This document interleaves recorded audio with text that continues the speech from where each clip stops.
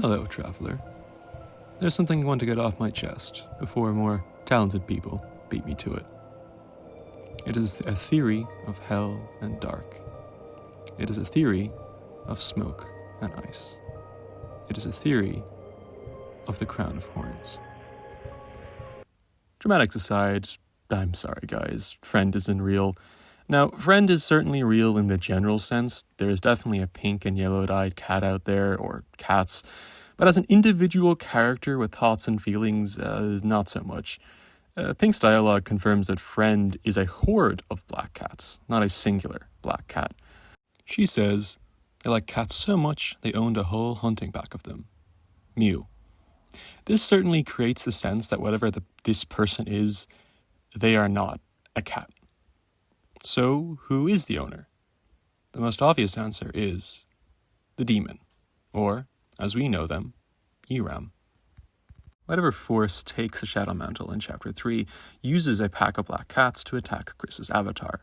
Unless this pack of black cats is on timeshare, the most reasonable conclusion is that this being is the one the fandom has ascribed to as Friend, the evil spooky guy with a connection to Gaster. A little that narrows it down. Not a cat, but a devil. Now, what's all this demon-devil talk I keep referring to? In this video, regardless if the theory is any good or even original, I want to talk about a part of Deltarune that is very frustratingly ignored. The ritual, Caddy, Chris, and magic. Whenever there is a big discussion about the deep lore and where the story is going, my girl Caddy rarely ever gets a look in, which I think is a major oversight. In the Light World section, she's one of the few characters with, I term, mini-arcs or gags, like Sans or Burger Pants. The other two, I might add, have such tertiary connections to the plot, Burger Pants especially. Like, I get the whole liar revealed parallel, but bro has been surprisingly central to a lot of fan discourse when Caddy is literally right there with a connection to Chris's past and is never brought up. To clarify, I don't want to put down Burger Pants or anything like that. This is not a Burger Pants hate video or whatever. But a lot of the Light World reoccurring characters that get focused outside of oh, he's a little guy, are kind of returning characters from Undertale. Meanwhile, Caddy is basically a completely original character in the same way that Noelle and Susie might have been mentioned maybe once or twice in the original game or in Undertale alarm clock dialogue or whatever, but have full arcs now. Aside from Sans, I'm pretty sure she's one of the only NPCs who has different dialogue depending on if Susie is with you in the party, which is really interesting, especially considering how the rest of the class is treated. You've Temmie, who's basically a joke character, and you have Monster Kid and Snowy or whatever. And they basically don't have a character outside of the one bunker scene, which is really more of a lore on Chris and Susie than it was about them as individual characters. But in every single chapter, there is a notable Caddy development there. She gives more information on Chris's and hers backstories, or she expresses her distaste of Susie, or there was always a notable development going on with her compared to the other characters, or kind of have gags or a small jokish kind of dialogue. What's even crazy is that she nearly has, more development than Bertley. Bertley has a whole chapter to himself, but, in the Light World sections, he doesn't really have much, meaningful dialogue. People were worrying he had kind of gone stagnant until, the Chapter 5 festival showed that he had kind of retained his lessons from the Chapter 2 Dark World. But Caddy has, an actual, pretty serious and meaningful, progression where she initially starts kind of embarrassed about her family, trying to reconnect with Chris, then falling out with Chris because of Susie, and then kind of this crescendo where she falls out with Noelle, kind of really losing all of her friends except Jockington because of her hatred of Susie. Which is really interesting considering that Birdley is a pseudo main character who has had a Dark World appearance, whereas Caddy has not. There's even a little pop-up notification, exclamation mark, above Caddy to show you that she has new dialogue after you stick your hand into the eyeball bowl. This is going from the developer who was I'm not sure I want to put save points in the Light World. So that's a pretty noticeable UI thing to put in for a character if they are not going to be important, and this dialogue is not important to the story. Okay, Caddy importance round over. So why does this matter? To summarize their connection with Chris, when they were younger, they were pretty close, sharing a love for the dark and occult, and a friend, or crush, depending on how you feel about things, in Noel. One day, they performed a ritual, one Caddy was too scared to finish, leaving Chris to complete it on their own. This ritual, I posit, was a demon summoning ritual, and what bubbled from hell's depths was Eram. Why do I think this? Well, it ties into Chris's biggest insecurity. Chris's characterization is elusive at the best of times. But one fact that we have been beaten over the head with, especially with this latest chapter, is that Chris is obsessed with magic. Or more accurately, Chris is obsessed that they can't do magic. We see this first in the room Queen makes for them, and twice in chapter 5, both in the Aqua fight, which is mandatory, and the cafe dialogue. Aqua says, "Now your turn, magic, magic, Omega magic." What? You can't do it? How boring. No more battle. And, wait, why can you change shape but not do magic? If we look at the flowers as both reflections of people in Asgore's life and possibly his anxieties about raising a human, seen in the constant motif of human imitation and uncanniness, Aqua certainly imitates a younger Chris, one who has yet to comprehend or realize that they are different from the people around them, that they are not a monster. They won't grow horns. They are not made of magic. It is here that I'm going to wave away any pretense of critical analysis and theory crafting, and I'm just going to delve straight into fanfiction. It's just a slightly more entertaining way of me just headcanoning events. Hopefully you enjoy it and don't beat me over the head with hammers. Chris, Noel, Asriel, Des, and maybe Caddy spend their youth exploring the woods, hunting cryptids, burning cryptids, watching scary movies. If there was a way to change their fate, it would not be found in the static teachings of a church that had repeated the same sermons for years now. No angel could grant their desire. So why not a devil? When Caddy shared the desire to perform a demonic ritual, how could they say no? Of course, such a thing must be performed at night in the scariest place in town. Isis was an option, but it was locked at night and no way they could get in. The bunker, on the other hand? The disguised shelter could an imposing figure amongst the bright trees. Getting in would be no issue.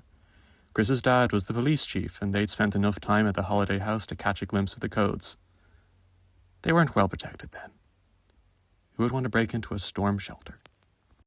Once they left their respective families dozing in the late hours, they made a beeline for the bunker. It was the perfect plan. Or, well, almost perfect. Des caught them red-handed.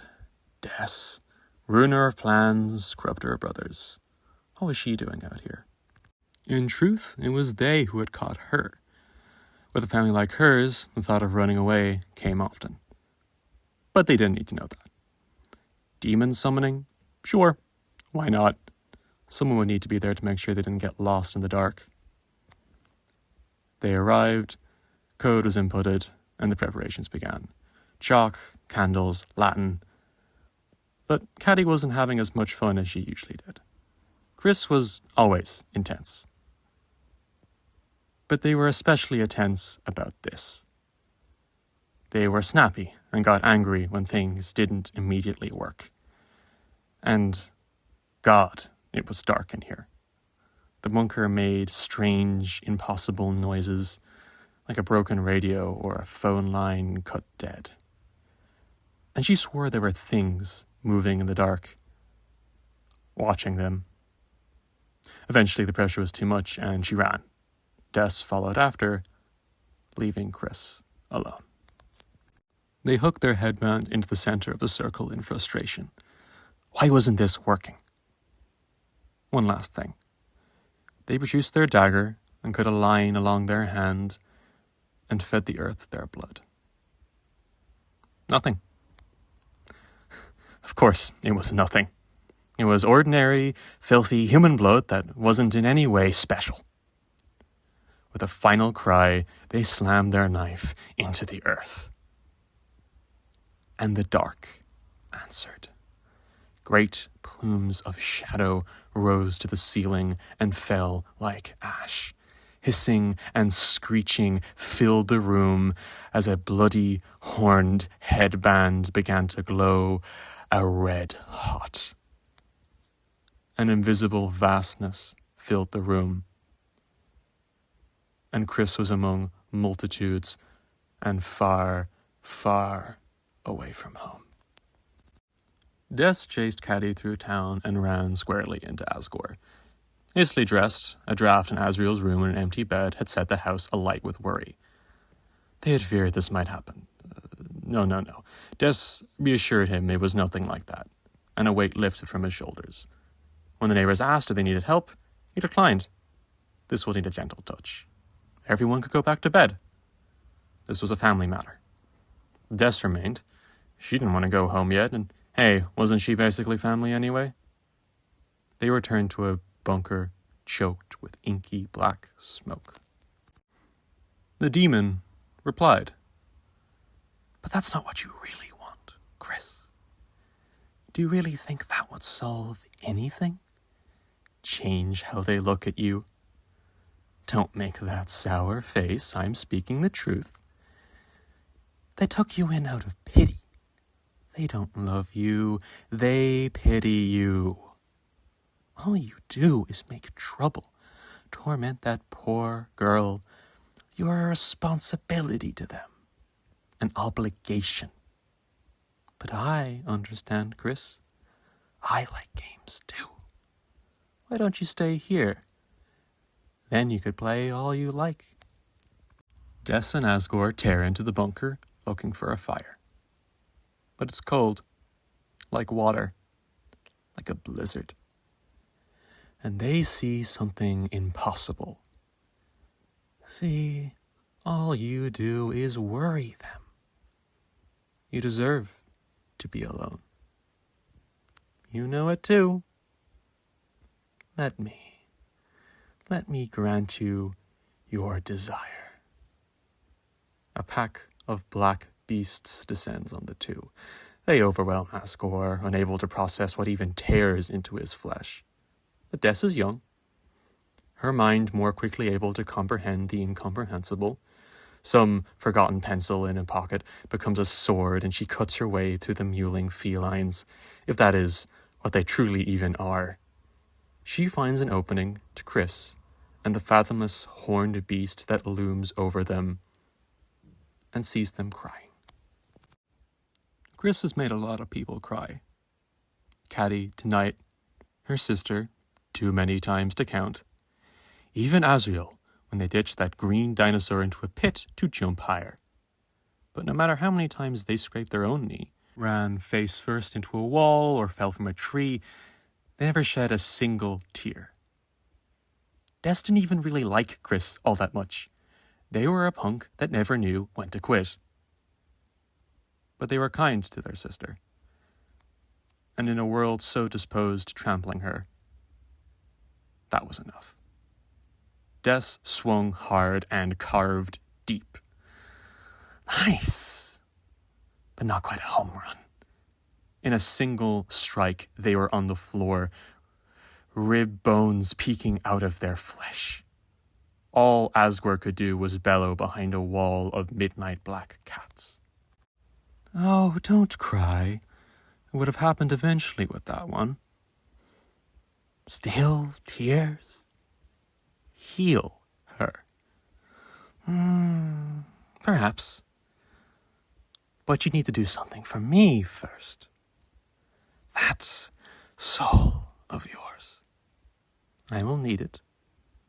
Maybe not today or tomorrow, but one day I will need it to exchange it, to forge a connection with somebody very, very special. Do we have a deal?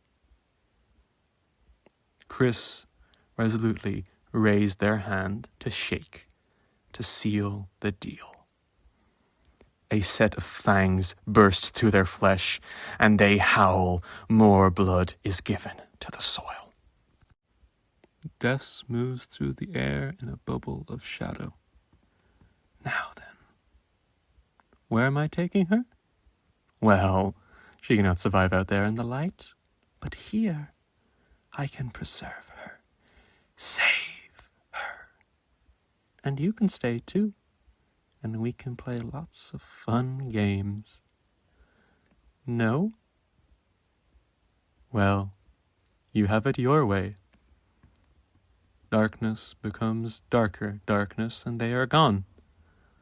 Asgore pulls them out, and they return outside. Where is she? Where is Des? Des is gone. Well, that's the gist of it. Chris tries to make a deal to become a monster and kills their best friend's sister, probably. Is it mostly conjecture and prose? Yes, but the goal of this video isn't necessarily to prove anything. My main aim is to get people to consider Caddy and the ritual when discussing future chapters, because whatever about any of the other bullshit in this video, I do believe those elements will play an important role very, very soon. Yeah, stay tuned for more original content in the future. Tell me how much my bullshit is wrong in the comments below. Little post-video addendum here to kind of elaborate on my fanfiction. I believe that Iram, or the demon, or whoever the person with the dark mantle is a darkener that's based off the kind of ritual materials used in the botch summoning, and Chris's headband and their self-loathing and such. This kind of explains all of their kind of supernatural things that goes on with them, the 666, pack of black cats, all of that stuff. And why they're so interested in Chris wanting to not hide themselves, because they are literally an object that projected who Chris kind of wanted to be, and such, kind of a flowery situation. They're probably able to move between dark worlds the same way that Ralsei is able to move between dark worlds, which is, I have no idea, and that will, yeah.